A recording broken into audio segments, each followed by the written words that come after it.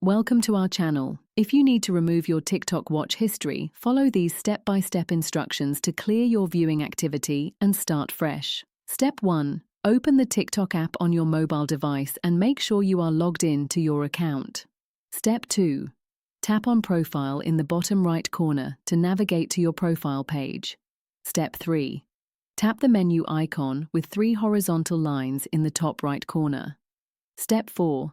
Select Settings and Privacy from the menu options. Step 5. Scroll down and tap on Privacy to access privacy-related settings. Step 6.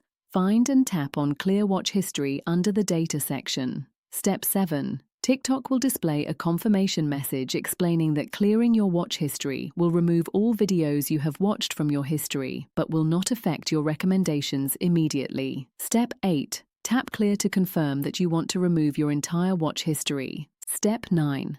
The watch history will be immediately cleared and you will receive a confirmation message. Step 10. Note that while your watch history is cleared, TikTok's algorithm will continue to recommend content based on other signals like your likes, shares, and follows. To reset recommendations further, consider also clearing your search history. Don't forget to like this video and subscribe to our channel.